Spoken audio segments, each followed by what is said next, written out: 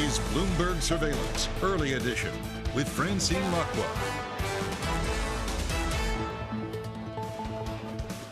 Good morning, everyone, and welcome to Bloomberg Surveillance Early Edition. I'm Francine Lacqua here in London. Here's what's coming up on today's program. If the totality of the data were to indicate that faster tightening is warranted, we'd be prepared to increase the pace of rate hikes.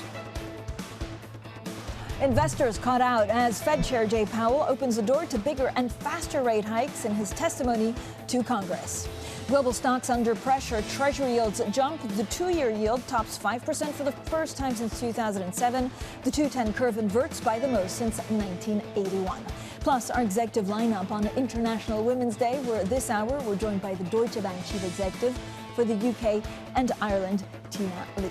Now, first thing is first, let's check on the markets after we had quite a lot of volatility and quite a lot of change in pricing yesterday. Now, global stock markets today still trying to figure out exactly what they heard from Jay Powell, what that means for expectations of interest rate hikes. Now, it's very clear that as soon as Jay Powell started speaking, especially with one quote, which we'll get to in a second, it boosted interest rate wagers. There are two banks this morning that were the first ones actually to change their expectations. First of all, asset manager BlackRock saying actually Fed fund rates could now reach 6% this year, and then Goldman also increasing one of their rate bets, and that means that they're seeing it rising above, I think, 5.6% this year. European stocks down 0.1%, certainly not the ugly session that we saw in Asia, but we are seeing a bit more pressure, for example, on the FTSE, down 0.3%. In Italy and Spain, actually, they're holding on to a little bit of gains, gaining some 0.1%. Now, the Fed Chair Jay Powell says the central bank will likely lift rates, interest rates higher, possibly faster than previously anticipated. Testifying before the U.S. Senate, Powell sounded hawkish, very hawkish, as he hinted at more hikes to come. The latest economic data have come in stronger than expected, which suggests that the ultimate level of interest rates is likely to be higher than previously anticipated. If the totality of the data were to indicate that faster tightening is warranted, we'd be prepared to increase the pace of rate hikes. Now, to dive deeper into this, let's bring Bloomberg's market reporter Valerie Teitel. Valerie, I know there's a lot of people saying, look, there was a miscommunication last time around, but also in January, let's not mince words. The data completely changed. Everything came in hotter than expected. Yeah, that's right, Francine. And his opinion of it, the fact that he is mentioning this pace, opening that table for a 50 basis point rate rise, begs the question, did he intend to have 50 basis points as the base case when the Fed convenes later this month? Does the data still matter more than his words? And what data do we need to see on Friday to undo all of this market movement that we saw since that key statement from him? Remember, Francine, we'd only heard comments about the pace from the most hawkish of those FOMC members, of which were non-voters. So the fact that he threw this out there was very surprising to markets. 2s10s inverted as the two-year yield took another leap higher. We hit a low in the Asia session of 108 basis points, negative 108 basis points for the 2s10s curve. Valerie, thanks so much. Valerie Teitel there, our markets reporter. Now let's bring in Gina Martin-Adams, Chief Equity Strategist at Bloomberg Intelligence, and Bloomberg's Christina Kino. So thank you both for joining us. First of all, Christina, I don't know whether it's miscommunication last time around or miscommunication yesterday, but something's changed, right, in how aggressive Jay Powell wants to be. Is this because there's a realization that to get to 2%, and he kept on saying that's their target, they need to somehow, if not crush the economy, certainly lower it significantly? Absolutely, Francine. I mean, it was quite the difference in the message from Powell yesterday versus in February. I mean, part of that, I think, is because they have more data to back up the idea that the economy is still running quite hot and they're going to have to do a lot more in inflation. But also, Powell probably saw the impact of his message in February, right? When he was talking about a little bit of easing in financial conditions and also mentioning disinflation, the impact that has had on markets, right? Where we suddenly were dealing with a no landing scenario. People were thinking, oh, maybe the economy will survive this after all. And just how much that buoyed risk assets in particular. I think he saw that reaction and decided he's going to have to walk back that message, do a complete 180 and reemphasize the Fed is not done with inflation. And Gina, before we get onto equities, I guess there was a question that a lot of market participants were assuming that he wouldn't maybe go to that 2%, right? Or that he'd really take his time. And so I don't know Tiina, what the biggest surprise in his messaging yesterday was. Yeah, I think it really was a short-term surprise. As Christina mentioned, it was really about a reset of expectations on a month-over-month basis. But if you really think about this long-term, this has been the story for us for more than a year. Is the market constantly goes back and says, oh, maybe the Fed's going to slow down. Maybe the Fed's going to stop. Maybe the Fed is going to take this too far, and they're going to start to acknowledge that. And then the Fed comes back and reminds the market repeatedly that guess what? We're still focused on an inflation target of 2%, and we're still nowhere near that 2%. So in a lot of ways, this is just consistent with the longer-term picture. I don't want to get too caught up in the short term because the one big consistent message is the Fed is not going to stop until they see that sustainable inflation pace coming through. I think they've got some success to lean on, and they might have leaned a little bit too heavily on that early in the year, and the market seized on that, right? Yeah. The Fed started noting, maybe some softening in economic conditions. They started noting some softening in wage pressures, and the market seized on that really quickly. Yeah. So this, to me, is about the market and the market's natural reaction to over and underemphasized items. Is there like a bias in the markets because they're too optimistic about the scenario, or because they don't think that the Fed will crush the economy? Well, I think there's a bias, frankly, in the bond market constantly that has been really problematic over the course of the last 2 years, and that bias is toward an environment of deflation, disinflation risk as opposed to inflation risk. And this is only natural after 20 years of disinflation and deflation that the bond market would be persistently so wrong. Yeah. But frankly, that is what's really driving everything. So the equity market looks to the bond market to tell us what is going to happen with the Fed. The bond market is persistently saying, oh, the Fed certainly isn't going to take rates too high because we're not going to see this inflation as more than transitory. The bond market keeps leaning on that, and that disconnect with the Fed is what creates these periods of tension. So, Christine, do you look at the inverted yield curve? And again, it's never been this inverted since 1981, but there's still quite a lot of pushback in the markets in saying, like, look, this time is different. I don't know whether it's as reliable an indicator as before for an impending recession.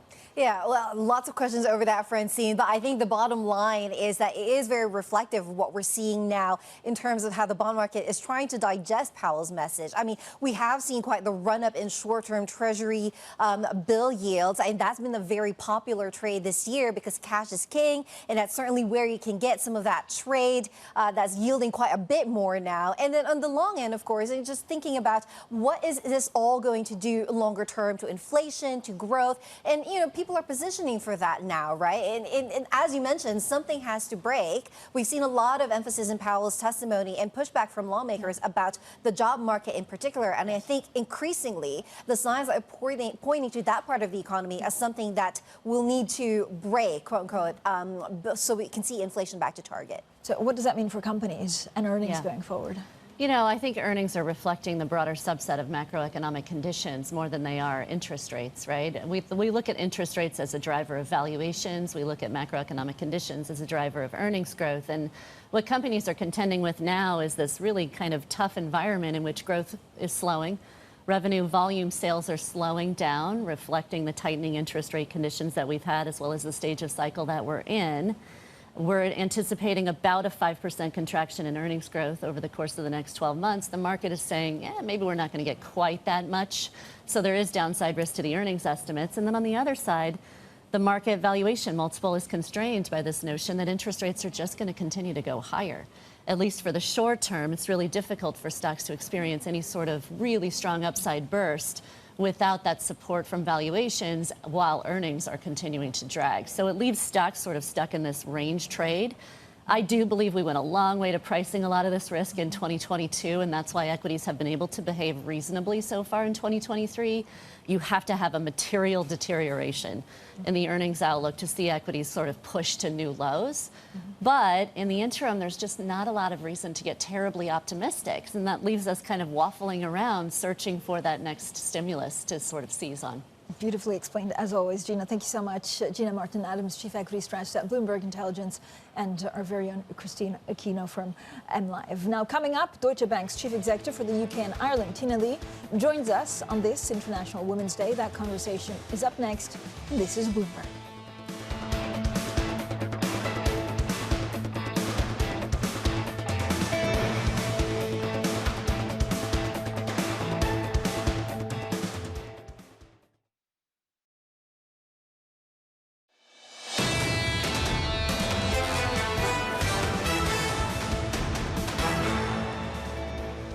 although they've raised rates considerably, it's not clear how long the lag effects are for the impact.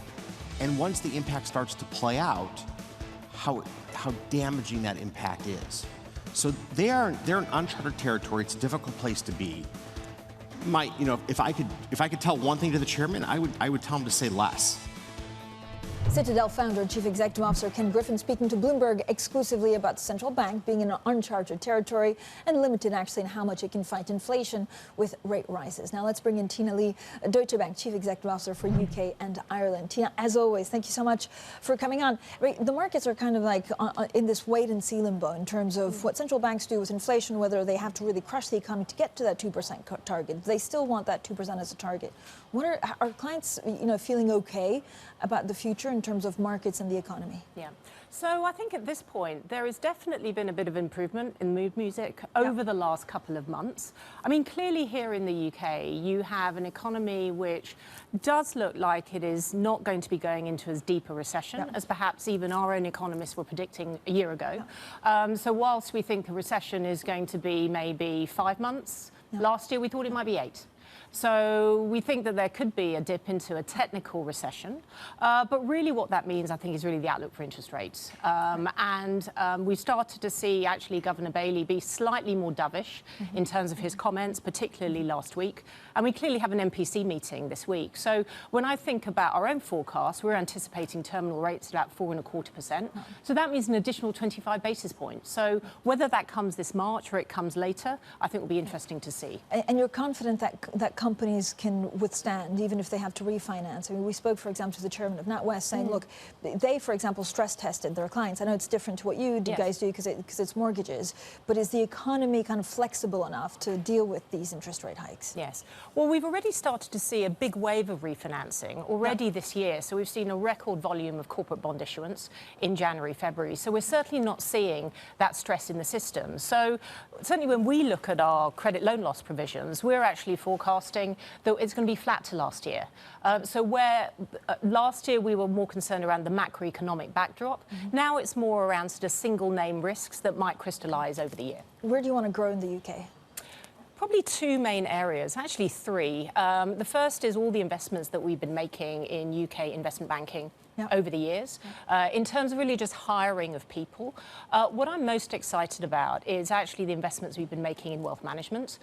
Over the last 18 months, we've hired about 35 client coverage bankers here in the UK, and we think there's a real opportunity to tap into that ultra high net worth family office space that we can use to leverage our traditional strengths in investment banking. So today is also International Women's Day, so we're reflecting on how women are investing differently, maybe investing more, trading differently. Like, is that reflected in the kind of workforce that you're trying to attract? Absolutely. I mean, we've always been very clear that, look, diversity is absolutely critical for us. And overall, the management board have set our 35 by 25 target, so 35% of VPs, Ds and MDs to be female. Here in the UK, though, we've been able to report that we've got a record number of female promotes this year, 42%. I mean, it's an amazing number. So for me, it's not just about women at the top of the organisation, but actually how we continue to really build that pipe and actually make sure that the women within our organisation, and there are so many talented women coming through, are supported, get the stretch roles, the executive experience and the leadership roles to take that next step. What's your biggest challenge in that retention? So is it, offering flexible hours? Is it, what kind of conversations do you have to have with, strong females that you want to keep? We have lots of different conversations. Women have lots of different challenges. So for me, one size doesn't fit all. It's everything from flexible working, career opportunities, mentoring, sponsorship. Sponsorship's really key for us. And one of the things we've actually relaunched this year is our returners program. So for those highly talented women that perhaps have been out of the workforce for 5 or maybe 10 years, we want to bring back into Deutsche Bank. Has COVID made a meaningful difference to the upside or to the downside, actually, to recruiting females? Because a lot of them also have just not come back to work in the wider economy. That's right. I think that it's actually a little bit too early to say post-COVID, but the way we're looking at it is not just about our female population, but also our male population. So one of the things that we are looking to do, and we have announced it, is to actually improve parental leave for our male colleagues, increasing that to 16 weeks. So it's really around helping working families, not just helping our female colleagues. All right, Tiina, thank you so much. Tiina Lee, Deutsche Bank Chief Executive Officer for UK and Ireland, stays with us, and we'll talk a bit more about Brexit and, of course, the Windsor Framework shortly. Coming up, we'll shift the conversation to the UK and discuss the future of the City of London. We'll get more with Deutsche Bank's Tiina Lee. That's next, and this is Bloomberg.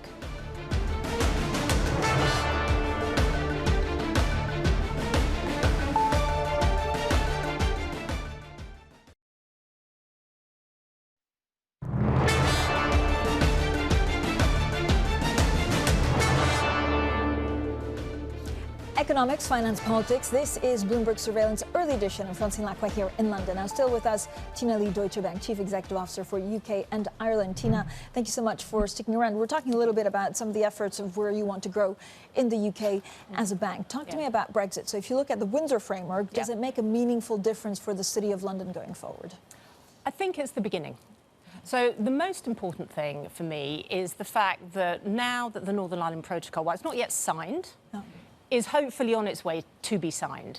So there's a number of outstanding issues that we have seen post-Brexit that have been unresolved, and in particular the Memorandum of Understanding between UK and EU regulators. So whilst in itself, I don't think it's a game changer, if I'm honest.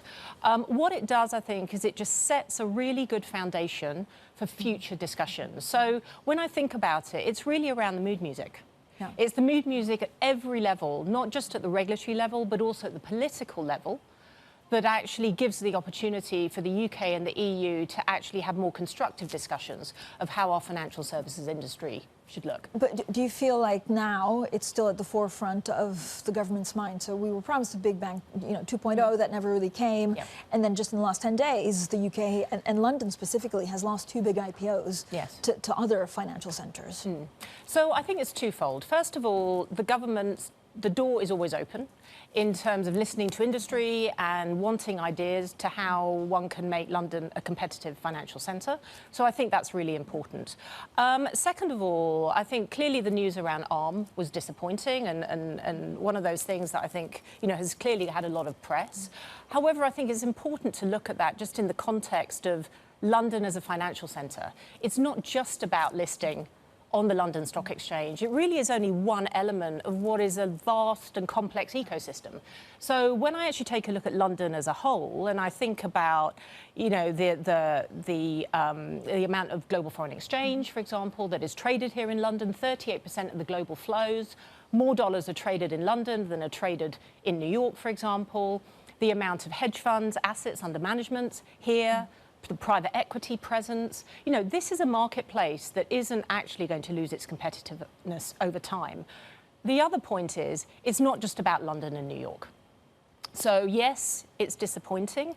However, as we continue to navigate a multipolar world, we know that our competition is not only going to come from New York, but also from Dubai, from Shanghai, from Singapore, as well as from the Eurozone. So London has to remain nimble. And I think that's the most important thing. So nimble, but through regulation? Is it different regulation? Is there one thing that actually you would ask the government today to focus on that would help you attract more investment for your clients and also just do more business here? Yes. So I think there's no one magic silver wand. lining. There's no one thing that I think is going to solve this. I think it's a series of actions that can take place. I think the work around prospectus disclosures is helpful. Retail documentation, again, is helpful. The consultation that is coming out around the senior managers regime. One thing which I do think is very interesting, however, is the secondary objective that's currently going through the Financial Services and Markets Bill around the secondary objectives on growth and international competitiveness for the FCA and for the PRA. And what that looks like, I think, will be interesting. So I'm sure there'll be a consultation in the weeks and months ahead, and we're very interested to participate in that consultation. Yeah, we've talked about diversity. We've talked about some of the challenges and opportunities for Deutsche Bank. Does it feel good actually running the group in the UK and Ireland at the moment? Were people happy, for example, with their bonus pools? I would say this is a great time to be the CEO of Deutsche Bank. Today we're celebrating our 150-year establishment of Deutsche Bank in London, so it's a real moment for us. So the UK is a great place to be. I think, the tone in the market, certainly January, February, we've started to see a lot more positive noise coming out of our clients. We've seen continued market activity. We've seen continued market volatility. So we're broadly confident that actually in the latter half of the year, we should see an improvement in the fee pool in origination and advisory. So it's all about talking to clients at this point. Tiina, thank you so much, as always, for joining us. Tiina Lee there, Deutsche Bank Chief Executive Officer for UK and Ireland, joining us on International Women's Day. Now, just a reminder, I know everybody knows, but we will be covering all things UK every week on Thursdays at 9:30 a.m. in our half-an-hour special. We also have a podcast that goes with it that is also out every Thursday. Coming up, we continue our conversation on this International Women's Day, specifically the gender pay gap. Has a post-pandemic recovery hindered the progress in workplace equality? We'll discuss that next. And then stocks really reeling from worries about a recession. This is Bloomberg.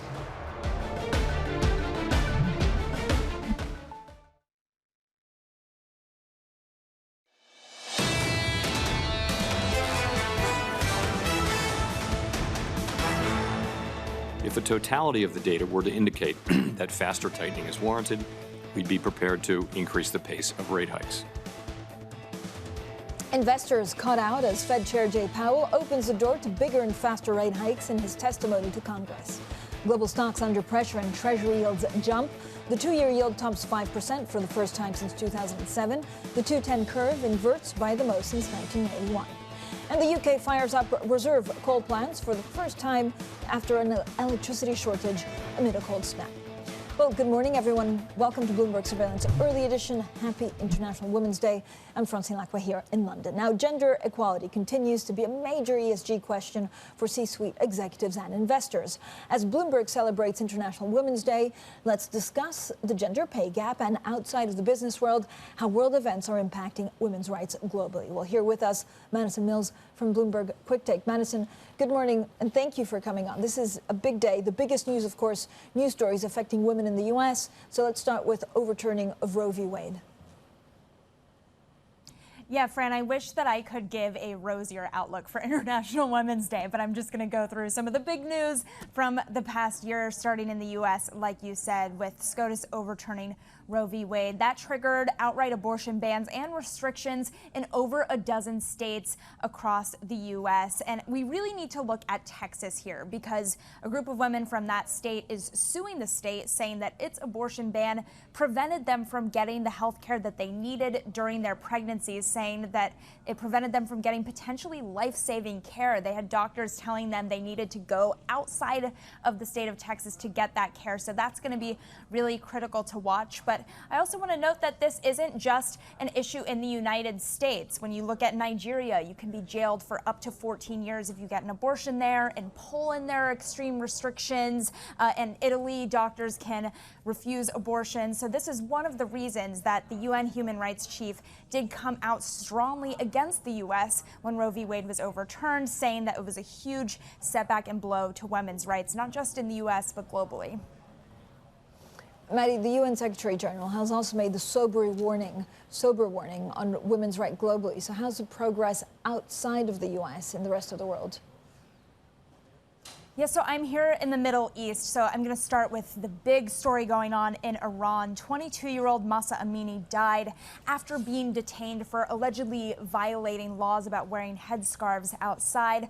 Her death sparking protests across the country, mainly led by women and girls, that have gone on for months. And now we're seeing potentially and allegedly some retaliation against those protests with these poisonings at schools that women and girls are attending, schoolgirls in particular, and we're looking to see a response from the Iranian government to those poisonings of hundreds of young girls. I also want to look at Afghanistan. After the U.S. troops pulled out in 2021 and the Taliban took back over, we're seeing that women are not able to work. Education is heavily limited. Women can't divorce their husbands as well. And then we have to look at the situation in Ukraine. After Russia's invasion of Ukraine, we're seeing that Russian forces are using sexual assault as a weapon of war. Sex trafficking of women and children has increased. And all of this, like you were mentioning, Fran, is part of the equation that the UN is looking at when getting to that number, 300 years until we can reach gender equality across the globe. Yeah, and Maddie, of course, on this International Women's Day, we think of all the women and girls in Iran, Afghanistan, and other dangerous places that really, that politicians want to forget, and of course we don't. Let's also bring in our Bloomberg equality reporter, Olivia Konoti-Ahulu, with some great stories. Olivia, you've done some tremendous work, so actually I'm so pleased that we could get you on air today. Talk to us about the current female representation today in the workforce. How does it compare to male participants, and how does the situation change globally? So it does vary across the globe, but roughly speaking, it's about 38% when you take it across the globe. But then, say, for example, in North America, it's a bit higher at 40%, and then in the Asia-Pacific region, it's 35%. But then also, if you break into those numbers a bit, then that kind of masks that obviously women are more represented at lower levels, at lower paid levels. So if you take the global population of CEOs, for example, then it's about 6% women. So, Olivia, talk us through, and actually, I really read, and I urge everyone to go and read your stuff, because it's, it's great articles that usually really also pull at the heartstrings, like why we're not doing better. What are some of the key factors holding women back from breaking through the glass ceiling? I mean, we talk about it, right, in the newsroom, but you've crunched the numbers. Yes, so I think there's one particular phase in life which really kind of holds women back in the workforce, and that, of course, is what's been described as the motherhood penalty. And so there's the factors that, one, women tend to take on more childcare responsibilities. Also, when their parents are older, they tend to take on more caring responsibilities. And then there's also phases of life like the menopause. So, for example, women often have health issues which aren't really adequately addressed at work, and sometimes that can also lead them to take a step back. So how does the gender pay parity change from country to country? Like, are there incentives that really make a meaningful difference? Well, the EU, for example, is looking to introduce a similar kind of policy to in the UK when it comes to gender pay transparency that would kind of mandate large companies to put their gender pay gap. So that's one thing. But then there's also a number of other things, like encouraging fathers to take parental leave is a really big could be a really big factor. And then also making flexible working the default is another thing that a lot of groups are pushing for. Maddie, and again, we try to look at everything, through the economic lens. Like, if you look at some of the data, how much has COVID impacted females backwardly? At the same time, we hear, for example, and again, it depends on the industries. If you're working in finance, then maybe if you're, young, talented female, you're more valuable to a company. But in other parts of the world, we're really seeing a huge retrenchment. Yeah, I mean, it's critical, and I think that what you were saying earlier is so important to look at, because it's not just that we're seeing women still continuing to struggle to get to those upper rings of management. There's also a huge gap in the opportunities given to women across racial lines, right? We see that women of color are continuing to be in those lower level, mid-level management positions in these companies and struggling to get up to those higher level C-suite level positions. There's a really cool function on the terminal you can use to look up some of this data that Dan Curtis sent out earlier. If you run the company ticker, then equity, then FAESG, you can see these statistics, and it really is staggering to look through some of the companies that we talk about all the time and see the makeup both across gender and racial lines at the upper rings of these companies. Olivia, you've done some, fantastic work also focusing really on the UK and how the divide in certain places is getting much worse. What are you focusing on next? So at the moment, we are really wanting to drill down into childcare. We feel like it's a really kind of important issue, and the fact that it's just very expensive in the UK. It's really one of the most expensive places in the OECD for a parent, and that puts a lot of pressure on mothers in particular to take time off work. All right, thank you both for joining us. Olivia Konoti-Ahulu there, and Madison Mills from Bloomberg Quick Take. Coming up, a cold snap forces the UK to fire up a reserve coal plant. We'll have plenty more on that next, and this is Bloomberg.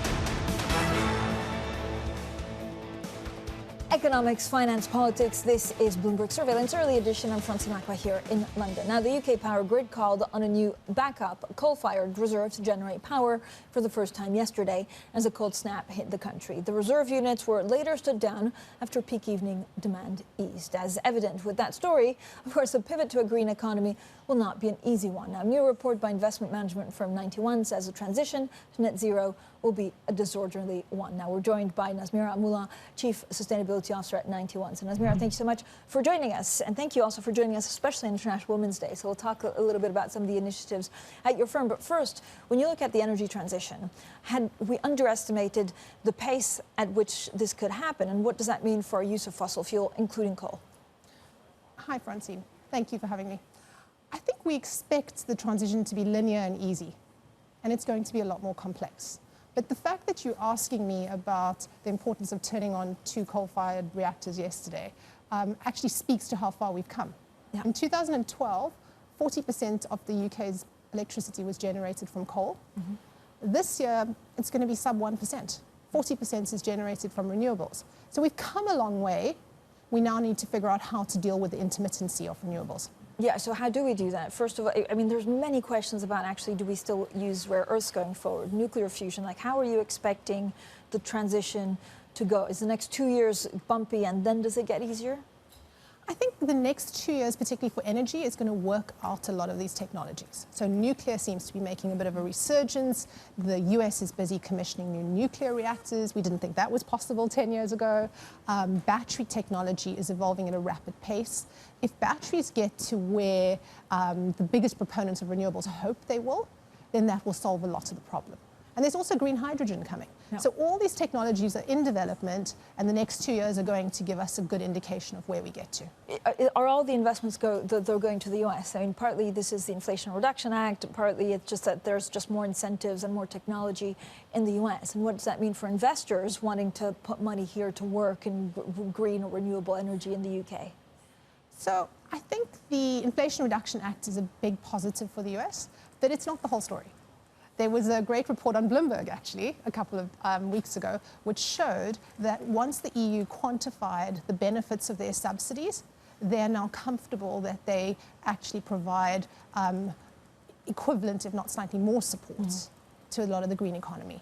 And I think the UK has also done a really good job. I mean, the rollout of renewables in the UK has been super impressive. Yeah. But green investment, I mean, we're still, hearing about greenwashing. We're still hearing about some of the labels that were put on green products that then have to be taken away. So how do you handle that at 91? I think we handle it by dealing with bottom-up analysis. So our reliance on those labels is actually really low. So we take a green bond, we have what we call a green bond calculator to actually assess what is happening inside the company, rather than saying, oh, it's a green bond, that makes it safe, we can buy that. But it takes a lot more analysis, it takes a lot more work in order for us to get comfortable that something's sustainable. And I think that's what we need to do for the next little while. I mean, has the energy, and often we forget, has the energy complex actually changed investor appetite? So was there a naming and shaming 2 years ago if you didn't only invest in green, that now that's changed because a lot of these, huge energy companies are giving such big returns and share buybacks and dividends? I think the combination of high energy prices and the impact of that on the share prices has made the attractiveness of oil companies as an investment opportunity much higher than it was 2 years ago. It's very easy to say we won't own oil when the oil price is at $25 a barrel. It's much more difficult at $80-odd a barrel. So there is that element. But I think what we need to go back to is CapEx in fossil fuels has fallen dramatically since 2015. Yeah. That's why we're seeing the higher oil prices, because supply is looking like it's diminishing going forward, and we haven't dealt with demand enough, Francine. So what we need to be doing is investing more in the climate solutions that actually start to deal with the demand for fossil fuels. So concrete, what does that look like? And again, if you're an investor, it's very difficult. You have these heavy emitting sectors, and a lot of investors will say, I don't really know what to do with them at this point. But the returns are just too appetizing. So I think what we're looking at is 3 pillars. Let's look at it like that. So firstly, what are we doing to help develop the new climate solutions? So we have a fund called the Global Environment Fund. I think you met my colleague a few weeks ago. Deirdre has done an excellent job in explaining exactly how those solutions are going to deal with demand. Yep. We then are dealing with the transition of those sectors that we're going to need for a long time to come. Cement accounts for 7 to 8% of global emissions. Steel accounts to 7 to 8% of global emissions. They're not going away. We need to transition them because we need their output to build the renewables, to build the buildings for our GDP. And then the last bucket is those sectors like fossil fuels, where we are increasingly engaging with those companies to understand their transition plans, to try and hold them accountable for those transition plans. It's not always easy in the current environment, but that is an ongoing project that we're working on. Nazmira, on this International Women's Day, we also try and highlight some of the economic issues, of course, that hold women back. But economically, it means that you have a big portion of the population staying at home, and that leads, for example, to a tight labour market in the UK. We talk about childcare, and we have some great analysis, of course, on our website.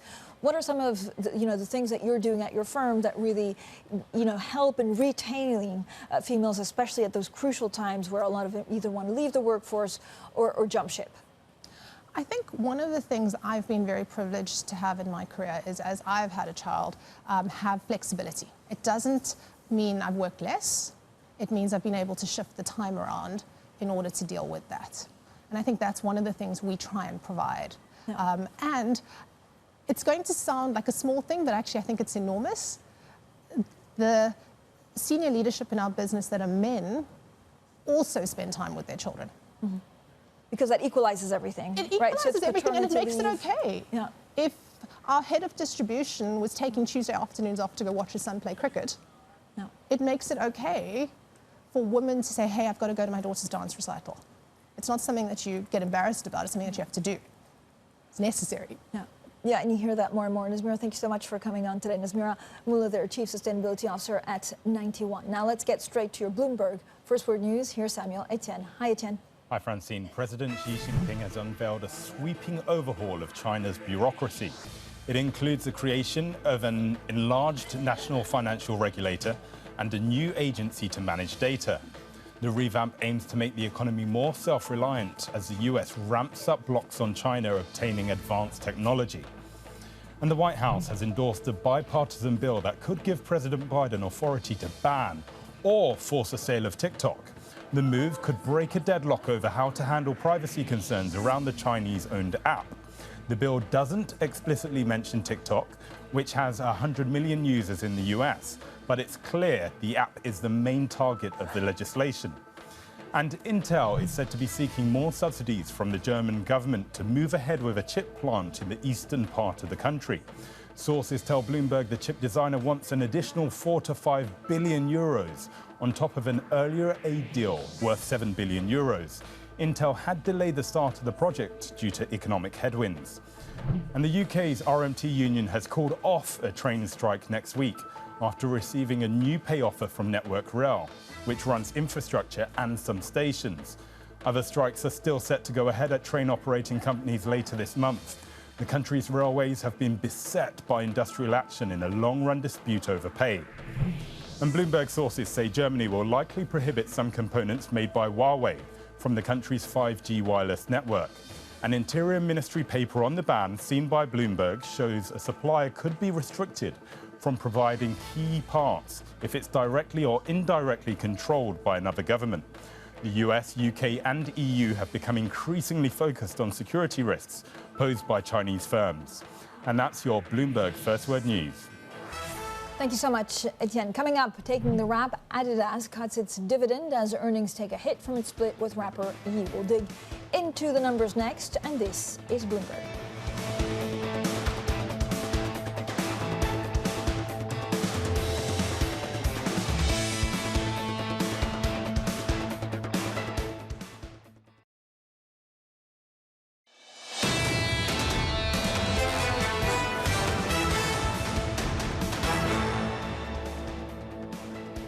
Economics, finance, politics. This is Bloomberg Surveillance Early Edition. I'm Francine Lacqua here in London.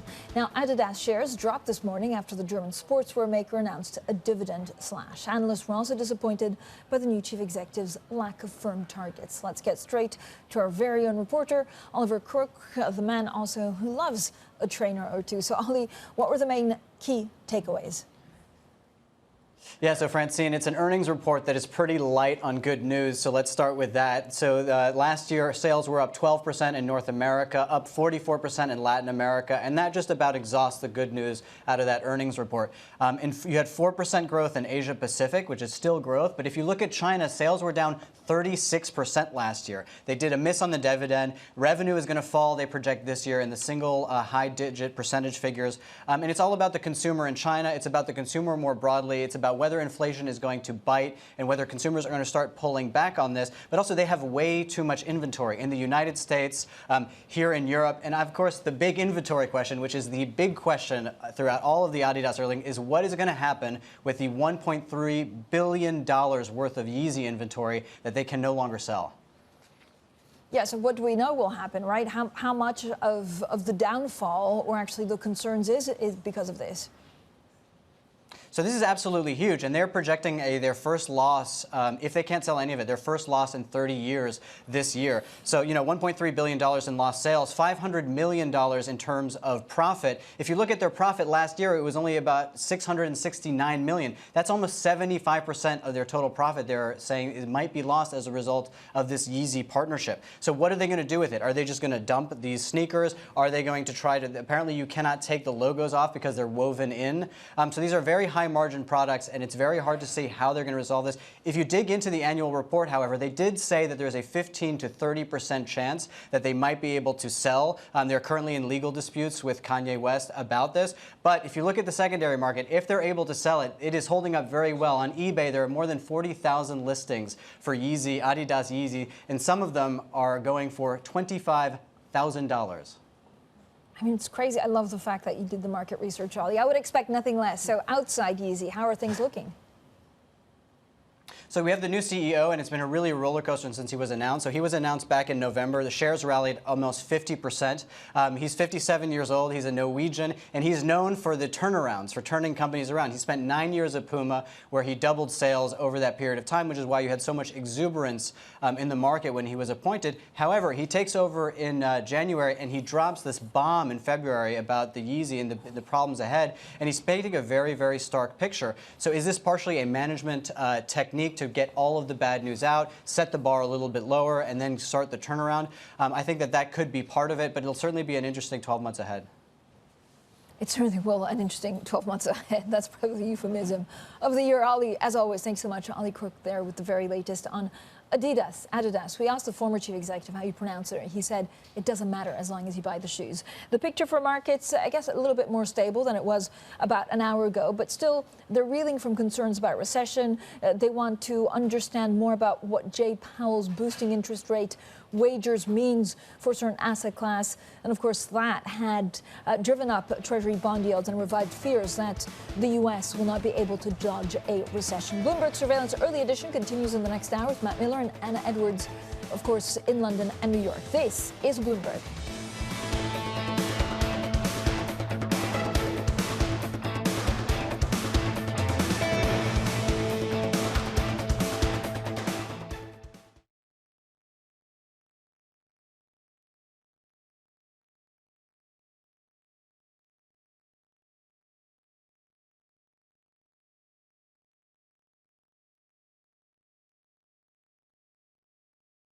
About the Fed. Hey. Hello.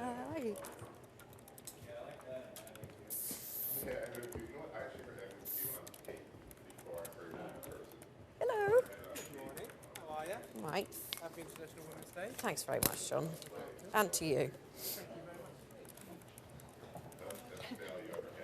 Yes, I do.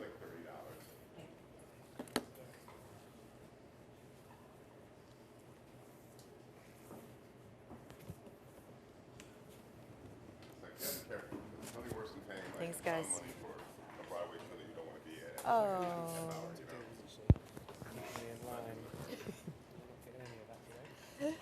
When's she back? Or do we not know? Yeah, no, I don't blame them. I did. I took everything. And more, in fact. Second time I quit.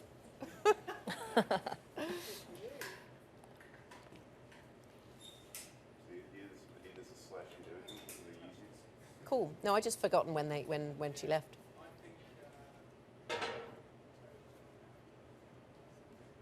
that's not so long ago then. Yeah. Oh, whoops. Sorry, I forgot the...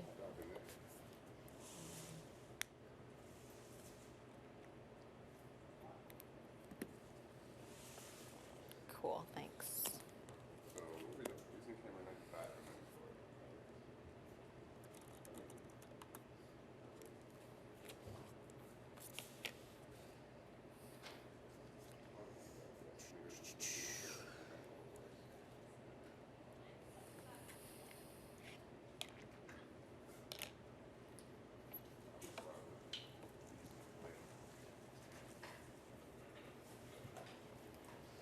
Hello.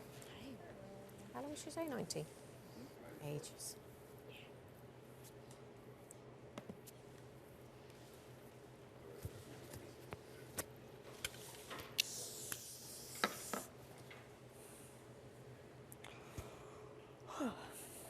Man, I wish Silvergate and Adidas didn't have like a very similar color scheme.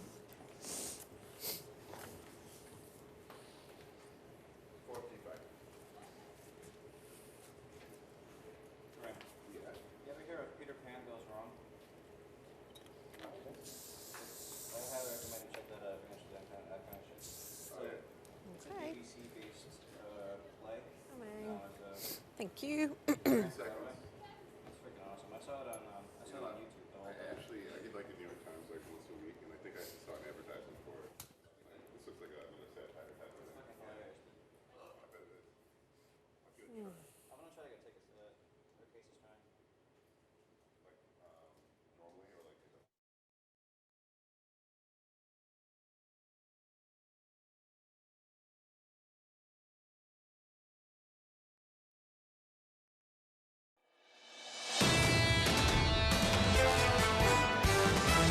Inflationary pressures are running higher than expected, but over time we can achieve 2% inflation, and we will. We will stay the course until the job is done. The interest rate tool as a means of controlling inflation it's like having surgery with a dull knife. It is a really difficult tool to get the job done with. It's not going to be quite as, I think, easy for them to navigate this as they seem to think. This is Bloomberg Surveillance, Early Edition, with Anna Edwards and Matt Miller. It's 10 a.m. in London, 5 a.m. in New York, and 6 p.m. in Hong Kong. Our top stories today. A warning from Fed Chair Jerome Powell. The central bank may need to speed up interest rate hikes in order to tame inflation. Adidas tries to move past the Yeezy fiasco, but it's still not clear what the German shoe company will do with $1.3 billion worth of product. And the crypto-friendly bank Silvergate looks for a way to stay in business. U.S. regulators are talking with management about how to avoid a shutdown. Welcome to Bloomberg Surveillance Early Edition. I'm Anna Edwards in London with Chrissy Gupta in New York. Matt Miller is off today. And Chrissy, we heard from Jerome Powell. We certainly heard from Jerome Powell, and the markets reacted. We'll hear again today. We absolutely will, and that's going to be another focus because you saw the stock market especially sell off on those comments. Essentially, higher for longer is a message from Chairman Powell. No surprise to the bond market, but still enough to push those risk assets lower. And something that you're kind of seeing rebound just a little bit today, at least in the early session. Take a look at futures, higher by about 0.1%. This is important, but perhaps not seeing as much conviction as we would expect in that direction. And really a lot of caution right now, Anna, on this idea that, well, there may be even more hawkish talk ahead, which people could be very sensitive to. To me, though, the story's in the bond market because the 10-year yield getting closer to that 4% level, the 2-year yield sustainably above 5%. What does that mean for the curve inversion of the 2s10 spread? We are now at negative 106 basis points. For our international audiences, recessions usually get to negative 50 basis points. Back in the 80s, the Volcker era, negative 200. Are we set for a repeat of that deflationary story? NYMEX crude might be a good indicator of that 77 handle right now. If we are set for that kind of repeat, that's where you're going to see a lot of pressure right now, though only lower by about 0.3% on the day, really following a little bit of the risk sentiment. The Bloomberg Dollar Index, an interesting story, higher by about 0.1% stronger, but really most of its strength or most of its price action is coming from Asia, which is interesting because most of the kind of action in Asia on the equity side was really a direct result of what you saw in the U.S. session, simply this idea that markets were dropping. But to me, the currency picture is really, really important when it comes to the Asian story. And overnight, you did see a lot of different kind of metrics to measure that across across the board, Asia Pacific Index down about 1% on the day, but the outperformer was the Nikkei. Japanese equities, kind of one of the only major benchmarks in the green, higher by about 0.5%. But again, the currency story is important because you did see that dollar strength come in the Japanese yen and the Korean won, which, by the way, overnight signed an agreement to kind of lessen some of the tensions that are there, something that's very important to the likes of President Biden, who's trying to have a united front in Asia against potential aggression from China and North Korea. So that's something that's really reflected in the equity markets here, Anna, when it comes to dollar strength. Yeah, absolutely. So watching the dollar strength, certainly a feeture of the past 24 hours, Chrissy. The European equity market picture looks pretty mixed, actually. We're managing to eke out some gains in southern Europe. The German market also up by 0.1%. But broadly speaking, we're heading lower. Most sectors in Europe are in negative territory. So this is pretty broad-based. We have the banking sector going higher, and that's all to do with higher rates and the higher rate environment. That seems to be lifting some of those bank stocks. I should make mention of a breaking news line. Euro area GDP failing to grow in the fourth quarter. The initial estimate for that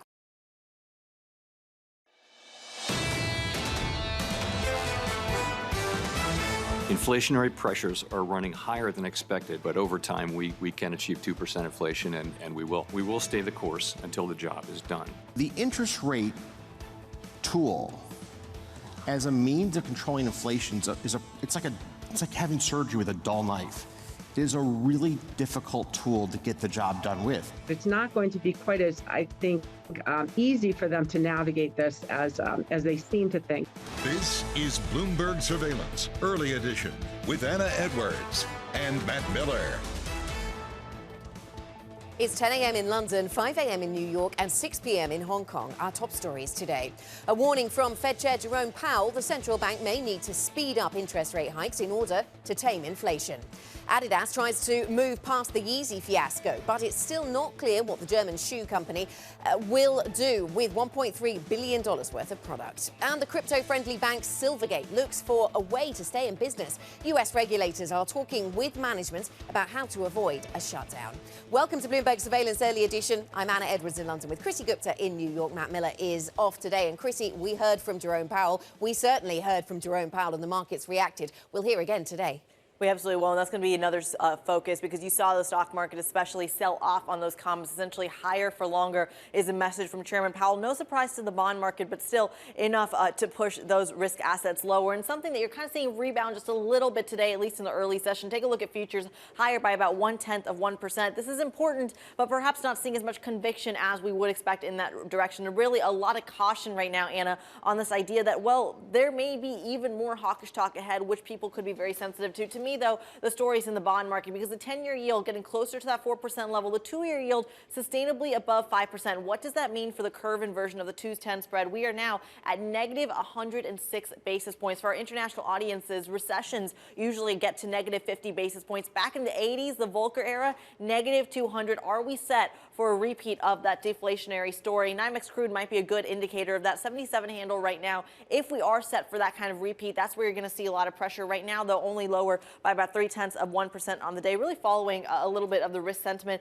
The Bloomberg Dollar Index, an interesting story, higher by about 0.1% stronger, but really most of its strength or most of its price action is coming from Asia, which is interesting because most of the kind of action in Asia on the equity side was really a direct result of what you saw in the U.S. session, simply this idea that markets were dropping. But to me, the currency picture is really, really important when it comes to the Asian story. And overnight, you did see a lot of different kind of metrics to measure that. Across the board, Asia Pacific Index down about 1% on the day, but the outperformer was the Nikkei. Japanese equities, kind of one of the only major benchmarks in the green, higher by about 0.5%. But again, the currency story is important because you did see that dollar strength come in the Japanese yen and the Korean won, which, by the way, overnight signed an agreement to kind of lessen some of the tensions that are there, something that's very important to the likes of President Biden, who's trying to have a united front in Asia against potential aggression from China and North Korea. So that's something that's really reflected in the equity markets here, Anna, when it comes to dollar strength. Yeah, absolutely. So watching the dollar strength, certainly a feature of the past 24 hours, Chrissy. The European equity market picture looks pretty mixed, actually. We're managing to eke out some gains in southern Europe. The German market also up by 0.1%. But broadly speaking, we're heading lower. Most sectors in Europe are in negative territory. So this is pretty broad-based. We have the banking sector going higher, and that's all to do with higher rates and the higher rate environment. That seems to be lifting some of those bank stocks. I should make mention of a breaking news line. Euro area GDP failing to grow in the fourth quarter. The initial estimate for that growth number was 0.1%. So we had expected that the fourth quarter number would come in slightly positive. It didn't. It came in flat. So raising questions, perhaps not new ones, about just how resilient or otherwise the European economy has been to all the things that were thrown at it around the winter with higher energy costs and the like. Talking of energy costs, well, one sector that's not doing too badly today, that is autos and auto parts. But it's the auto parts side that's actually on the optimistic front. So Continental, based over in Germany, the auto parts supplier, up by just shy of 5% as the company put out a fairly upbeat outlook, according to some of the analysts. Admiral Group, an insurance business in the UK. I mentioned this one is not the biggest, but there are other insurance groups reporting this week, so this could be important. The profits they're able to make at their UK car insurance business seems to be part of the disappointment, and that stock moves lower. Givaudan, this is a fragrances business, a scents and fragrances, a flavours and fragrances business, and they confirmed last night that they are the subject, along with others in the sector, it would appear, they are the subject of a probe, an anti-competition probe, antitrust probe by EU and Swiss regulators. So certainly we'll keep an eye on that sector as a result. And talking about rising yields, and that's what we've seen, Chrissy, along with the falling share prices, rising yields, rising dollar. Well, that continues to be the case into the UK session as well, into the European session more broadly. European yields have been going higher for the last few hours. UK yield also going higher. And we're now talking about a peak rate in the UK. We're now starting to fully price that in of 5%, which is something we haven't seen since, I think, October, Chrissy. Yeah, the 4, 5, 6 story of the ECB, BOE, and the U.S. is starting to come true as we get closer and closer. Central banks certainly in focus, especially today stateside. Fed Chair Jerome Powell said the central bank will likely lift interest rates higher and possibly faster than previously anticipated. Testifying before the U.S. Senate, Powell sounded hawkish as he hinted at more hikes to come. Take a listen. The latest economic data have come in stronger than expected, which suggests that the ultimate level of interest rates is likely to be higher than previously anticipated. If the totality of the data were to indicate that faster tightening is warranted, we'd be prepared to increase the pace of rate hikes. Joining us now is Bloomberg's Valerie Teitel. Valerie, so much interesting market reaction in the last 24 hours. Where do the markets go from here? Look, the debate is really going to center around, does this mention of pace really means that Powell intends to hike 50 in the March meeting? Remember, they really like to guide the market to pricing one way or the other, and the blackout period begins on Saturday. So did he use that word on purpose to get the market to price in a 50 basis points for March? And if that's the case, then does the data matter? How much does the data matter? Especially if we get a payroll print that's bang on consensus. What should we take from that? Is 50 basis points the consensus if we get that consensus payroll print on Friday? And what kind of downside, what kind of weak payroll print do we need to get in order to take that back out and put 25 basis points back on the table? But this debate, not only with pace being there and the extent of the terminal rate, how quickly does it rise, shot up the 2-year yield yesterday, and it continued to rise in the Asia session. The 2-10 spread in the Asia session hit a low of 108. That's 108 basis points on the 2-10 spread. The Treasury curve inversion deepens, possibly showing a risk that over tightening is on the horizon. Yeah, I think we're at 106 right now, so not far from that territory. Terminal rates around the globe, then, Valerie, in focus, shifting higher on Powell's comments. We briefly, as I was mentioning earlier, priced 5% peak rate for the Bank of England. How big has this repricing become? Look, the repricing of the front-end rate curve in the U.S. is having its global implications, whether it's EM, the ECB, or the Bank of England. The Bank of England's terminal rate since that hot payroll print in February has risen 100 basis points. It briefly touched 5% earlier this session. Now, it does not rise above the peak of around the mini budget turmoil back in October, but the ascent has been notable, especially when you take into light that Bailey has said some quite dovish comments of late. Okay, Valerie, thanks very much. Bloomberg's Valerie Teitel with the latest on the Fed and the global implications of the Fed. Now, in earnings news, Adidas slashed its dividend, shook up its management and offered no concrete plans for getting rid of $1.3 billion worth of Yeezy gear. For more, let's bring in Bloomberg's global business editor, Eric Fanner, who joins me on set here in London. Eric, very nice to have you with us. So tell us more about the new CEO and what's going on in terms of this management change at Adidas. Yeah, so Bjorn Gulden, who came in, well, this is his first big chance to come out and unveil his plans. He's come in from Puma, which is Adidas's big crosstown rival, of course. He signaled a couple issues that he sees. Obviously, he's got the Yeezy problem that he's got to deal with these unsold shoes. But what he's said also is that Adidas has some bigger problems of its own as well. It's got to move faster. It's slowed down. It's not making decisions quickly enough. So he's going to take personal charge of all that branding. He's dismissed the executive who was in charge of branding. He's going to take that on himself, and he thinks he can solve that problem. So put this into some perspective for us, Eric. The Yeezy question specifically, how big of a problem is this for Adidas right now when they're kind of dealing with that inventory pileup? Yeah, it's a $1.3 billion problem, so that's it's a pretty big problem. That's the amount of unsold merchandise that they've got. They've got to decide what they're going to do with it. Do they destroy it? Do they rebrand it somehow, try to sell it under a different name, their own name? They can't use the Yeezy name at the moment. Obviously, that's a tarnished name anyway, although it still has some value with consumers probably, right? So they've got to deal with that. They've also got a $6 billion problem, which is the unsold merchandise generally across the company. It's pretty clear that what's going on here is more than just a Yeezy problem. It's an Adidas problem. Eric Fanner, we thank you as always for some crucial perspective on a massive company for around the world. We're going to go from the retail space to the crypto space. U.S. regulators been sent to the headquarters of Silvergate to find ways to avoid a shutdown and salvage the crypto-friendly bank. Nick Carter of Castle Island Ventures spoke about Silvergate's mounting troubles on Bloomberg Crypto. Silvergate is at the center of the storm. They have been investigated given their ties to FTX and Alameda. They're now facing enormous regulatory pressure, and as a consequence, their clients are deserting them. Of course, the bank run and the withdrawals of the deposits don't help, but it's certainly the case that regulators have piled on and have made life much more difficult for this bank. So they got themselves into trouble, but the Biden administration's crackdown on banks through bank regulation certainly doesn't help their predicament here. Michael Moore, Bloomberg Finance Editor, joins us now for more. Michael, let's take a step back here. What prompted all of this turmoil? Walk us through it. Yeah, it was really Silvergate's move to get into the crypto space, take a lot of deposits tied to that industry. And when FTX went down, there was a lot of turmoil. And as deposits got pulled, they had to get more liquid, and that came at a significant cost. And, if you look at the fourth quarter, they had $1 billion loss. And, if you compare that to over the last few years, they've been averaging 40 million in profit a year. So this is just a hugely outsized loss in that quarter. And then their disclosure of that and the fact that they are having to consider their options has made things worse. They've seen major clients or partners pull out, including Coinbase. Yeah, how big a deal is this then, Silvergate Capital? What the scale of the fall that we've seen here? Yeah, it's pretty massive in terms of this. The last decade has been pretty calm on the bank front. Our story saying that the FDIC is at their offices. If this were to be put into receivership, it would be the biggest bank failure that the FDIC has had to deal with since 2010.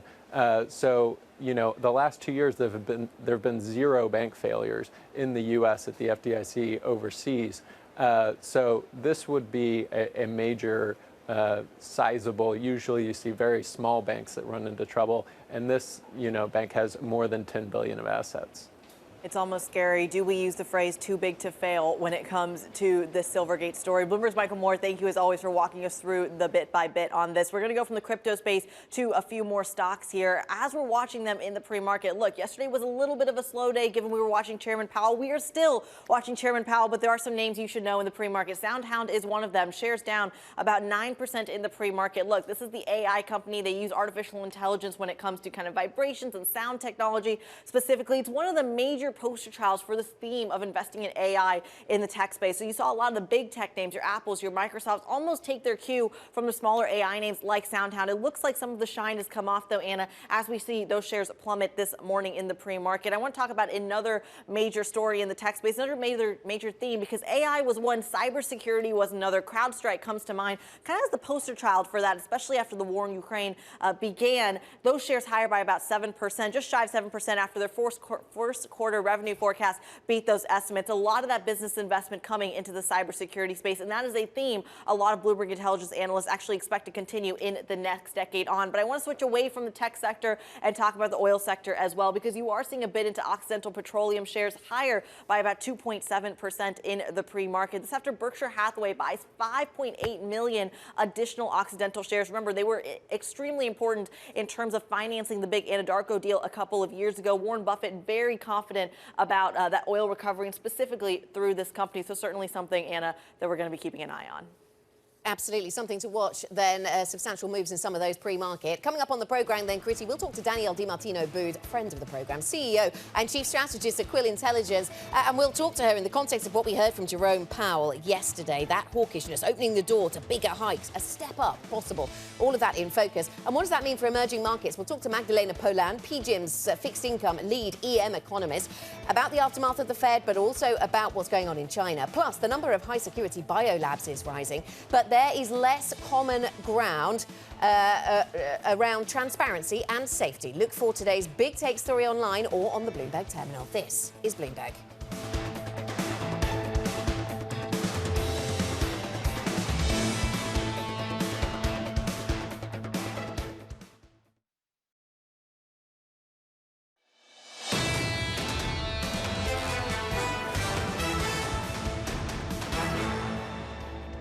As we look forward from here, we think rates are going to be higher for longer. And every time you say that, right, the world starts to look pretty foggy. It's hard to see, is it a shallow recession, deep recession, soft landing? These higher rates are causing enough kind of concerns out there. We think the world is foggy and tough. Foggy, that's what things look like. An exclusive interview there with Victor Kosler, founder and CIO of Strategic Value Partners. That from a little earlier on this week. Joining us now, Dana El-Battaji, Bloomberg Managing Editor for Credit. A foggy world, according to Victor, Dana, and a world of higher rates, according to Jerome Powell. And that is what the market is digesting and dealing with. The idea that we have seen a step down from the Fed, but we could see a step up. What did you make of it? Well, I feel like it's Groundhog Day. I mean, because, you know, we've seen this now a few times where, you know, rates are hiked and then all of a sudden people think, you know what, actually, the economy is doing well. Maybe it'll be a soft landing. Then there's some risk on action. And then a big central banker will come out and say, you know what, guys, we're not done yet. So we've seen that with the ECB, and now we're seeing that with Powell. It's this cycle. And you know what? Exactly as Victor was saying, there's a lot of uncertainty out there, and that's why this morning we have 19 issues in the market with people rushing to try to sell bonds at the current prices before they actually go up. Dana, are there certain sectors that are kind of rushing faster than others? Because, of course, this comes off the back of, I think, 1 or 2 years of very strong issuance. How much more fundraising do a lot of these corporates really have in them? The answer is, at this point, they're going to get as much money as they possibly can. And we're seeing it across the board. I mean, your question is a very good one, because the answer is everybody is trying to sell anything that they absolutely can. This morning we're seeing sales in sterling, we're seeing hybrids, we're seeing euros, we're seeing absolutely anything. I think the lesson now is that if you don't sell now, the borrowing costs will go up and you will regret it. So this is on the corporate credit side, Dana, you're talking about this issuance coming through. It's interesting, to Critty's point, you know, how long do we keep seeing this when, if the assumption is that we are, okay, we keep hiking, but are we that much further away from the peak? You know, maybe we're getting closer to the peak, and yet European corporates keep coming through. I guess it also depends on how long you assume rates stay at these elevated levels. And if more corporates are convinced they will stay there, that's when they also come to market. And that's why I think what Victor was saying is so important. It's very hard to know what the peak is. And there's a lot of uncertainty out there. And because of that, you have to assume that whatever assumptions that you have is exactly that. It's just an assumption. So you have to protect yourself and try to have that buffer in case costs do go up. Okay, a lot going on in the credit space, that's for sure. Dana, thank you very much. Dana El-Battaji joining us there on credit markets. And for more market analysis, check out Markets Live Go, MLIV Go, the function on your Bloomberg terminal. That's where you'll find the blog of the Markets Live team. This is Bloomberg.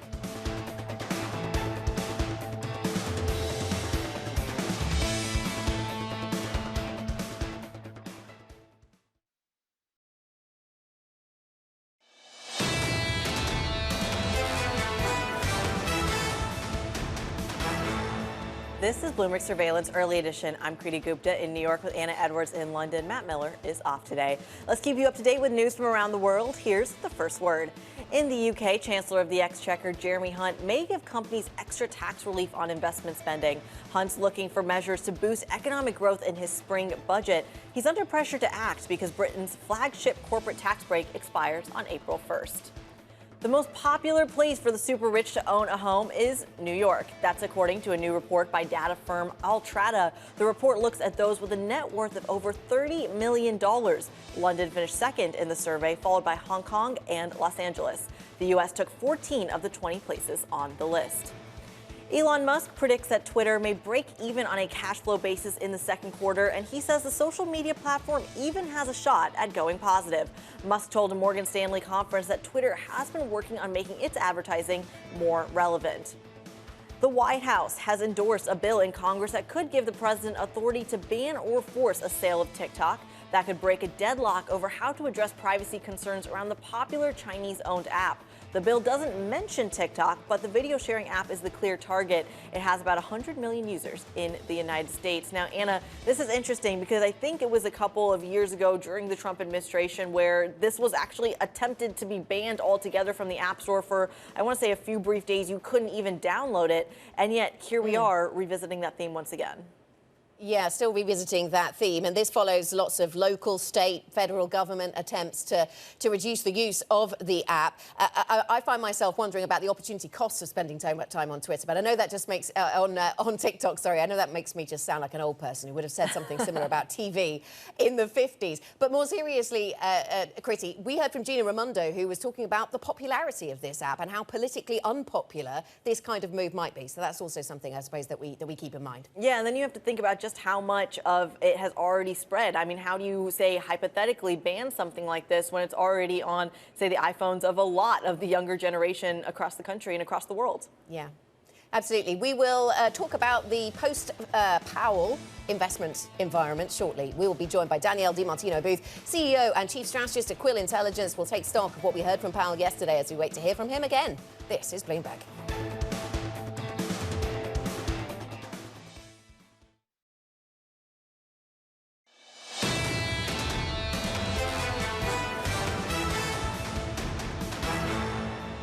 This is Bloomberg Surveillance Early Edition. Here's what you need to know. A warning from Fed Chair Jerome Powell. The central bank may need to speed up interest rate hikes in order to tame inflation.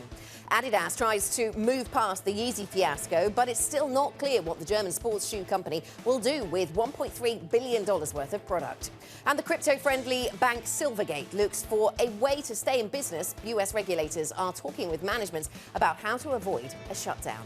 I'm Anna Edwards in London with Kriti Gupta in New York. Matt Miller is off today. And Kriti, European equity markets, US equity markets, global risk assets, waiting to hear once again from Jerome Powell. His comments on the hawkish side certainly moving markets yesterday. Right, and the question is just how much more hawkish can it get? But nevertheless, you are seeing markets really proceed with caution here, especially when you look at the futures market in the equity side. The bond market seems to do some real repricing, but the equity markets futures are really kind of unchanged right now and really just kind of pairing the even tiny gain we saw 30 minutes ago, only higher by 0.1%. Now we're virtually unchanged on the benchmark and those future contracts. But to me, again, Anna, the bond market is where all the action is. Take a look at the 2-10 spread down to 106 basis points worth of inversion. That means the 2-year yield gives you 106 basis points more yield than the 10-year does. And that's really important because going back to, say, the 80s, we got to negative 200. Other recessions, only negative 50. So how bad, how deep could this recession be? Or the flip side of the argument, is the 2-10 spread a broken gauge? We're going to ask Danielle DiMartino Booth in just a few moments. NYMEX crude is going to be a major indicator for that, though. How much of the commodity story is baked into the inflationary story versus just kind of written off as something of a 2022 story? The 77 handles where you're seeing, again, virtually unchanged following the risk sentiment you're seeing in futures as well. Meanwhile, the Bloomberg Dollar Index, again, surprise, surprise, Anna, virtually unchanged, but a lot of that is going to be a consequence of that weakness in Europe versus the strength you are seeing over in Asia. I want to get get to some pre-market movers, though, Anna, because that is far more exciting on the micro basis than the macro basis. SoundHound, our poster child for all the kind of AI thematic activity, a smaller company, but really specializes in kind of artificial intelligence created through kind of sound vibrations. Those shares down about 9.3%. A lot of people calling this a watershed moment for the AI thematic trade. On the other side, cybersecurity has been another one. CrowdStrike is our poster child for that. Those shares actually coming in higher, 7% higher in the pre-market, Anna, after their first quarter revenue forecast beat estimates by a massive margin. Business investment in cybersecurity has really taken off, especially since the war in Ukraine began, which brings me to another major story coming off the war in Ukraine. Occidental Petroleum, another major poster child for the oil sector, higher by just shy of 3% today. This time, not because of geopolitics, but actually because of Warren Buffett. Berkshire Hathaway buying $5.8 million of Occidental shares. Of course, we know he did help finance the Anadarko deal as well. And look, he is still bullish on the stock and the sector broadly, Anna. And if he is still a sage, then people will follow his money. Chrissy, let's have a look at what we've got for European equity markets then. The stock Europe 600 down by 0.3%. I seem to have picked entirely red assets for you here, but we've got European stocks then on the back foot, just down 0.25%. Some sectors in positive territory, including autos and auto parts, the banking sector getting a boost from higher rates, and the auto sector getting a boost from the outlook coming through from the likes of Continental. That's played well for that sector. Admiral Group is down by 3.7%. It's an insurance group here in the UK, not the biggest, but there are others bigger that are reporting later this week. So will this have a bearing? It seems to be the profitability or the failure to impress around profits in the UK car insurance business that weighs on the outlook and the business there. Givo down in the flavours and scents business, down by 3.5%. They have confirmed, and we have reports telling us that they are the subject of a probe by EU antitrust regulators and Swiss antitrust regulators. So we'll watch that one carefully. And the UK two-year yield, I could have picked all kinds of other European yields because we see that follow through from the US story here in Europe really clearly. Higher yields in the US on treasuries, higher yields here in Europe, and certainly the UK expression of that means that we're now talking about whether we might get a peak rate in the UK of 5%, Chrissy. Yeah, a peak rate in the UK and perhaps a peak rate stateside too. I believe 5.6% now priced into the Fed funds rate. A peak coming in September, which we should get the take from some of the major players on Wall Street. Billionaire Ken Griffin, for example, saying the Fed is limited in how much it can fight inflation with interest rate increases, likening the tool to, quote, having surgery with a dull knife. He spoke exclusively with Bloomberg.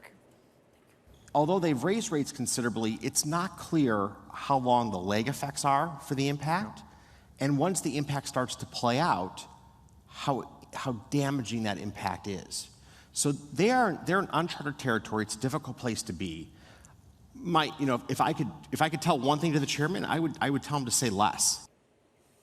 Joining us now is Danielle DiMartino Booth, CEO and Chief Strategist at Quill Intelligence. Always a pleasure to have you on the show. Thank you for waking up bright and early for us. Let's start with the repricing you're seeing in the bond market, a very dramatic one. I think going into this testimony, 6% was just kind of being talked about, not really taken seriously. Now we're looking at 5.6% peak policy rate officially priced into the market. Are we going to get to 6%? And that's the question that markets are beginning to ask, right? Because yesterday we saw all of a 1 basis point move in the benchmark 10-year Treasury yield, and we saw an 11 basis point move in the 2-year, which was clearly taking Powell for his word. Just since the close yesterday, we've had an additional 3 basis points of flattening in that curve. And I'd bring to your attention, your earlier guest was speaking about corporate bonds and repricing, what Griffin's talking about, the lag effect, which we're just about to have the 1-year anniversary of the Fed's first rate hike. At Quill, we pay attention to the BBB. It's a $3.5 trillion largest portion of the U.S. bond market. That has its own yield curve. It's largely reflective of our Treasury curve, but yesterday it closed at 1 basis point, and it's about to go negative for the first time in the history of that curve. And that starts to tell you what Mr. Griffin is talking about, and that's, are we going to see refinancing really become constrained going forward? Is that going to become impaired? Are there going to be more bankruptcies, insolvencies going forward? You know, the bankruptcy tracker yesterday morning, it said we've had an eerily quiet 1 week, and then we have Powell come out. You know, it's interesting. You're hitting on a theme essentially of illiquidity at its core, and it's something that I feel like has been brushed off by the markets a lot as we talk about a very strong consumer. They can handle this. Even you have a repricing, the equity market as well can handle this. Well, let's talk about this from an economic point of view as well. If you go to 6%, does that kind of set a new norm for how high rates can go? Alan Blinder, the vice chair under Greenspan over the weekend, had said, look, the markets are always getting ahead of themselves. 6% is unlikely. Is it actually unlikely? We're getting a lot closer to it being a base case. And every single time we think that Powell cannot talk rates up any more than he already has, he patiently and quietly, yesterday was a quiet version of Jackson Hole. Right. But he was just as adamant. For all we know, now we're just 48 hours outside of non-farm payrolls. He might have that data in hand this morning. Very possibly. We'll see if he's got a different tone today in front of the House of Representatives. But I think that companies should be prepared for operating in a higher interest rate regime. Vice Chair of the Federal Open Market Committee, New York Fed President Williams, he's maintaining the same thing that Powell is, that we could be here for years at these higher levels. Yeah. You have to approach financing as a corporation much differently in that kind of a sustained high rate environment.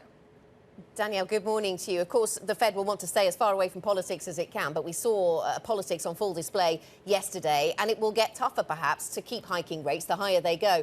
What is the best argument, do you think, that he can put forward to politicians who say, hang on, why are you targeting increasing joblessness? Why is that a function of your policy? What is the argument that they need to succinctly and clearly make to lawmakers? Well, I found that it was fascinating that he was so brief and concise in saying that inflation affects the entire population of workers. And even if the unemployment rate does get up to what the Fed anticipates this year, he emphasized that it would still be one of the lowest unemployment rates in the last 75 years of U.S. economic history. So his argument is for the greater good.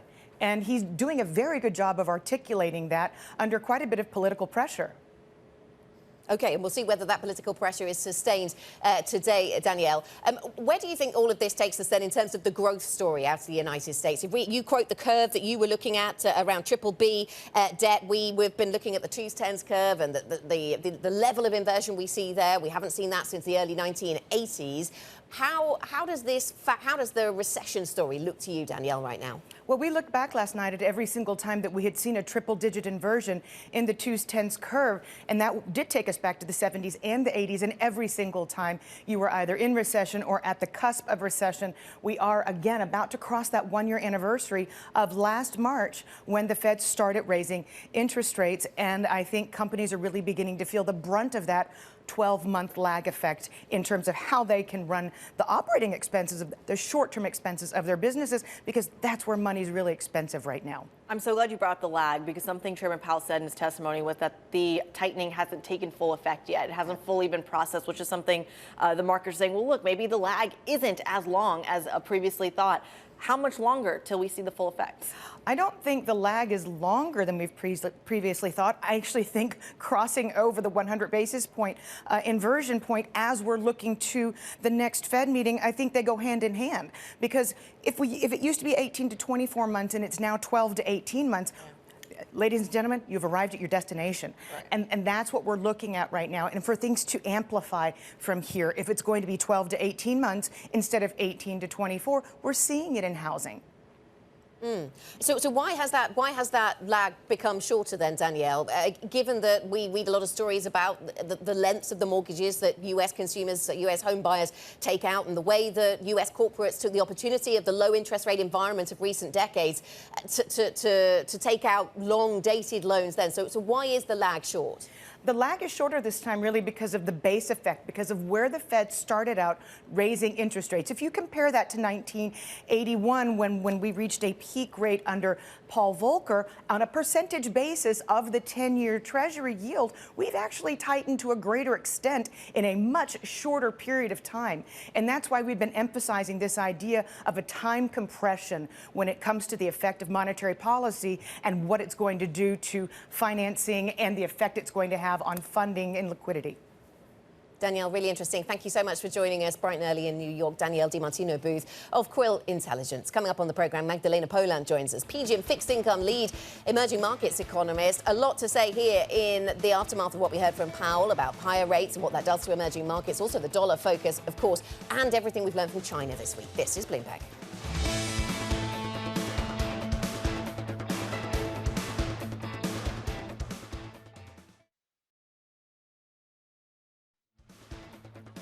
This is Bloomberg Surveillance Early Edition. You're looking live at the Principal Room. Coming up later today, an interview with the Citigroup CFO, Mark Mason. That's at 4:30 p.m. New York time. This is Bloomberg.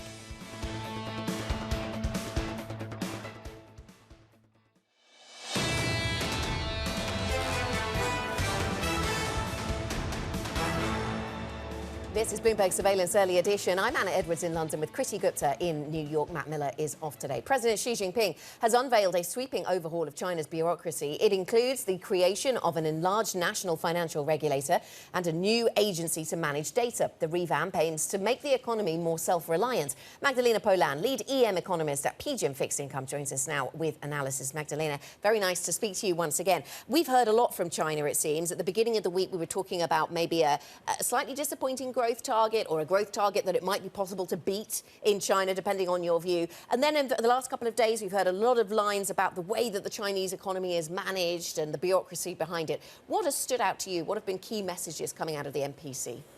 Well, definitely that growth target is slightly disappointing. And we need to remember that 0.5%, 5 or 5.5%, given the scale of the Chinese economy, that 0.5% is like a GDP of a medium-sized country. So it makes a big difference for the world economy. And especially in the year when we're facing these downside risks to global growth, therefore that impulse that could come from China would be such a welcome extra boost to the global economy. And thinking about that impulse from China, the reopening impulse that we might be familiar with here in Europe, it certainly helped at the end of last year in terms of stock markets.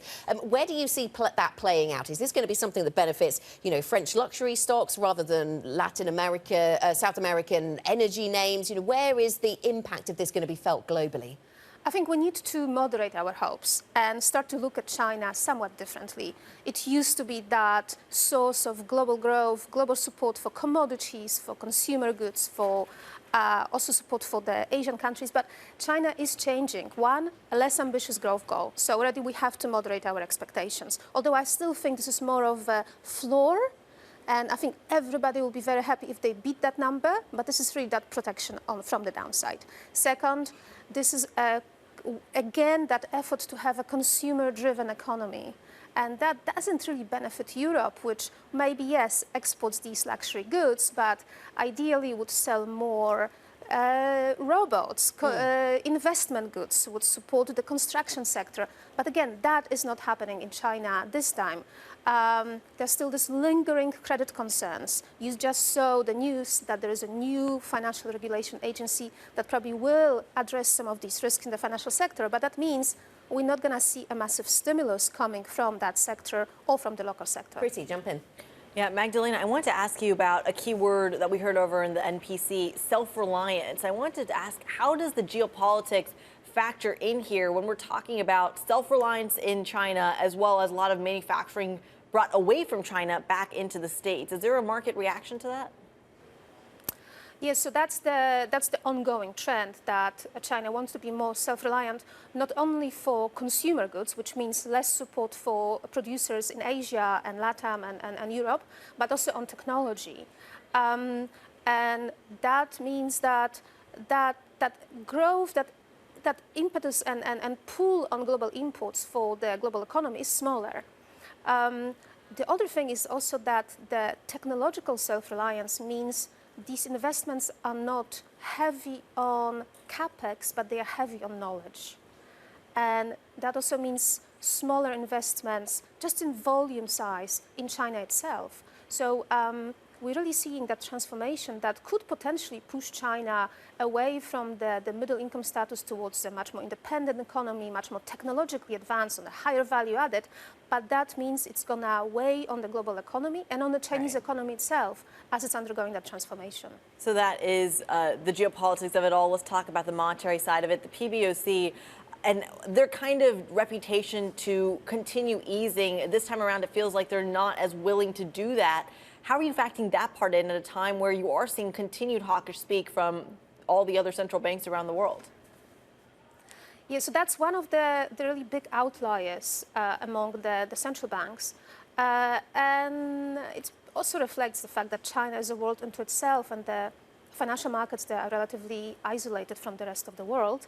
And with the closed capital account, it doesn't really translate into that much of flows into the other emerging global markets. So for the rest of the world, what happens with the Fed, what happens with the ECB is still really the most important determinant of the global financial conditions, while China remains the most important determinant for some EMs or on the current account or the trade side of the global economy. Yeah, let me ask you about where the Fed is the deciding factor, or where the impact is there, because we heard from Jerome Powell yesterday, surprisingly hawkish in many people's views. Certainly the markets reacted that way, sent rates higher, sent the dollar higher in a world where we thought maybe we'd seen the back of dollar strength. I mean, how do you view that dollar strength, Magdalena, and what that does to your emerging markets narrative? At least what's good this time is that half of the reasons why he is so hawkish are good reasons. So when Fed is hawkish for good reasons, that means strong U.S. growth. Sort of demand-driven inflation, not supply side. Also the resilience in the labor market. That is the half of those news because that supports global economy. And that also means that the global cycle is not as bad as you would fear if it was only driven purely by inflation. But definitely it makes life more difficult for a number of emerging markets because they have to continue supporting their currencies. They need to stay on their toes in case they have persistent vulnerabilities, say countries with very high inflation or very wide current account deficits. They just cannot just step back from hiking, let's say countries like Hungary, for example, right? Wide current account deficit, very high inflation, fiscal inflation policy. in the European Union. Absolutely, Yeah. and ongoing problems with external funding and a conflict with the EU. While the growth is weakening, that puts countries like that, especially on their toes, because they just cannot sleep easily and start cutting rates very soon.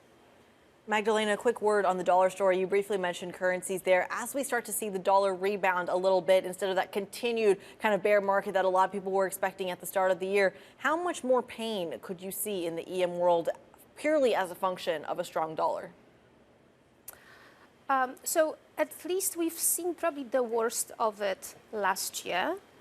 And we need to remember that these are not the EMs of the yesteryear when there was such a large stock of external debt or debt denominated in foreign currencies. Luckily, many countries have cleaned up their balance sheets.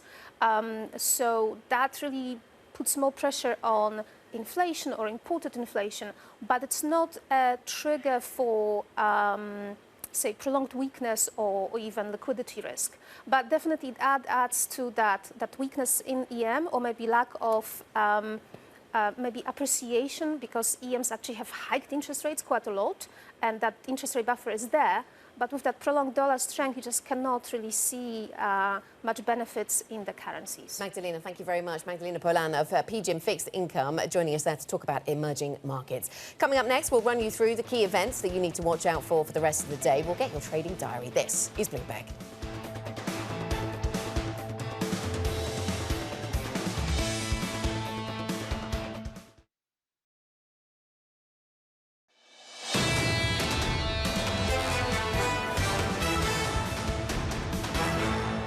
This is Bloomberg Surveillance Early Edition. I'm Kriti Gupta in New York with Anna Edwards in London. Matt Miller is off today. Let's get a look at what is going on ahead today. Before the bell, we get U.S. MBA mortgage applications data.